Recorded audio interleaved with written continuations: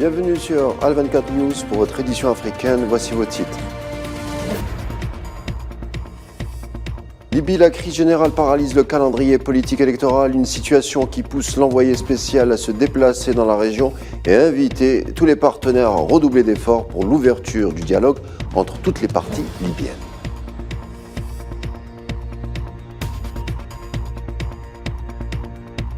La RDC saisit le tribunal international après les massacres de Kishiché. De son côté, le M23 n'écarterait plus la possibilité d'un retrait des zones de combat. Dossier dans ce journal.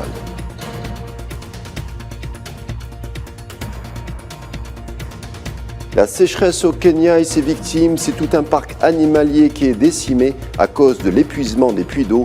Le personnel s'emploie à limiter les conséquences de cette sécheresse avec très peu de résultats.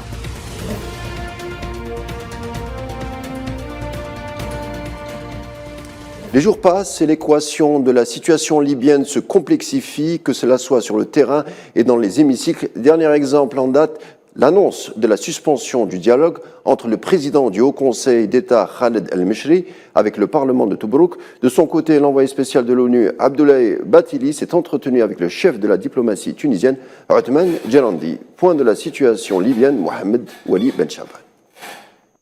C'est avec son bâton de pèlerin que l'émissaire onusien à la recherche d'une solution en Libye séjourne actuellement en Tunisie. Le chef de la mission d'appui a été reçu par le chef de la diplomatie, Othman Djelandi. Les deux hommes semblent partager le même point de vue sur le dossier libyen. La solution politique sous l'égide de l'ONU les rassemble. Ils encouragent tous les acteurs libyens à se mettre d'accord pour l'organisation d'élections dès que possible. Djelandi et Bathily ont appelé à accélérer la base constitutionnelle nécessaire à l'organisation des scrutins et ainsi permettre au pays de sortir de la crise. Le chemin risque en revanche d'être plein d'embûches vu les rivalités internes et les ingérences externes en Libye. Par ailleurs, ce mercredi, Khaled El-Meshri annonce la suspension du dialogue entre les présidences du Conseil d'État et le Parlement de l'Est. Il a aussi ordonné l'arrêt des travaux des commissions mixtes entre les deux institutions. El-Meshri a exprimé le refus du Conseil suprême d'État d'approuver par le Parlement une loi portant création d'une Cour constitutionnelle. Cette loi, selon lui, a été promulguée en violation des dispositions constitutionnelles et vient dans le sens contraire des accords approuvés par les deux conseils. Une affaire à suivre.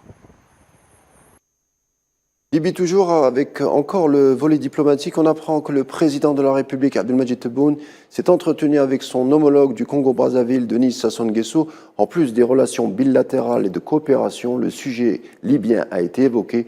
Les deux dirigeants ont accordé leur vision pour parvenir à une réconciliation nationale en Libye avec l'organisation au plus vite de la tenue d'élections. Et dans la foulée, justement, se tient chez nous, plus exactement au Oran, la 9e conférence de haut niveau sur la paix et la sécurité en Afrique. À l'ouverture de la session, le ministre des Affaires étrangères, Ramtan Lamamra, a rappelé à l'Assemblée les défis auxquels faisait face le continent africain et en premier lieu la menace des groupes extrémistes, notamment dans la région sahélienne. Mais au-delà du rendez-vous d'Oran, qui se veut être fédérateur, est l'occasion de parvenir à une démarche en vue de solutionner les crises africaines à partir et avec des modalités exclusivement africaines. Il est nécessaire d'agir et faire entendre la voix de l'Afrique compte tenu de ce qui se passe dans le monde comme bouleversement qui menace de ressusciter l'une des plus graves histoires de l'humanité en révélant les points faibles de la structure du système international qui est en rapport avec la préservation de la paix et la sécurité. Paix et sécurité, l'Algérie compte, d'après Ramtan Lamamra, assurer son rôle de force agissante. Des entretiens ont eu lieu en marge de la 9e conférence d'Oran entre le premier diplomate algérien et ses invités internationaux. L'Algérie, c'est un des vraiment grands pays de l'Afrique et qui a un grand rôle à jouer. Et il faut aussi reconnaître le rôle déjà joué au Mali, par exemple. L'Algérie a vraiment à cette position de grand respect dans le continent et avec cette position, est vraiment bien situé pour jouer cette rôle de médiation et pour la paix en Afrique. Et ces consultations ici à Oran, très libres, très approfondies, nous permettent d'essayer d'esquisser les réponses que nous allons apporter dans les prochains mois, dans les prochaines années, à ces défis multiples, à ces conflits qui ont de multiples dimensions, à ces phénomènes émergents qui exacerbent encore les tensions. Nous devons tous repenser nos modèles, essayer d'identifier de nouvelles réponses. Et je crois que la meilleure façon, je pense l'unique façon de le faire de la manière la plus efficace, c'est de le faire dans la collaboration. Et puis, dossier de votre édition de ce soir, la situation qui prévaut en RDC, qu'on entame avec le chapitre tragique des exactions à Kichiché, du 29 novembre dernier, dans le Nord Kivu. La RDC a saisi la Cour pénale internationale afin de situer, je cite, les responsabilités dans ces crimes contre l'humanité selon le communiqué officiel du gouvernement congolais. Selon le bilan du gouvernement de Félix Tshisekedi, il y aurait entre 250 et 300 morts dont serait accusé le groupe du M23, ce que ce dernier dément. Alors concrètement, justement, l'effet de la guerre sur la population du Nord Kivu, le manque de produits alimentaires alourdit le nombre des déplacés qui augmente au quotidien. On redoute l'apparition du choléra dans les camps des réfugiés, des images qui ont sans doute fait réagir la communauté internationale et expliqueraient la pression exercée par Anthony Blinken, le secrétaire d'État américain, via un tweet diffusé hier. Une pression à l'encontre de Paul Kagame, le président rwandais, accusé d'être l'instigateur des opérations dans l'est de la RDC. En tout cas, le M23 serait prêt à entamer un désengagement et un retrait. D'après un communiqué, on le rappelle, le groupe rebelle n'était pas représenté à la rencontre du dialogue inter-congolais conclu hier à Nairobi, mais affirme apporter tout son soutien aux efforts régionaux visant à instaurer la paix durable en RDC. Et puis avant de clore le chapitre au sujet de la RDC, des vives réactions commencent à se faire remarquer. Cette fois, ce n'est rien d'autre que Denis Mukwege, le célèbre chirurgien obstétricien et militant des droits de l'homme qui a opéré gratuitement les victimes de la première guerre du Congo.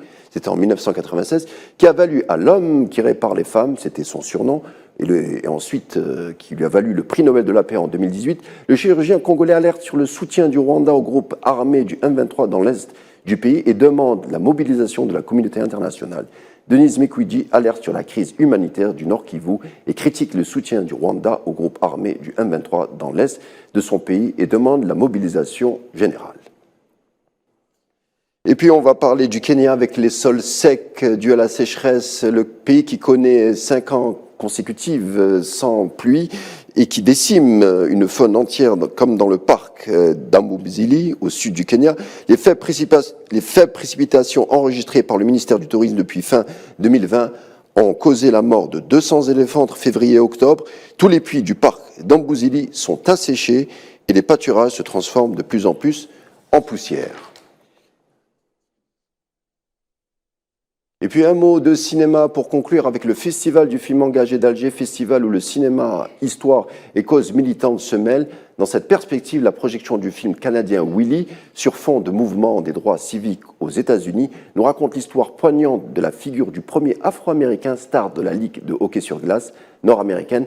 La réalisatrice présente le héros comme un symbole de la lutte antiraciste dans une conjoncture marquée par la montée des courants suprémacistes et racialistes en Occident.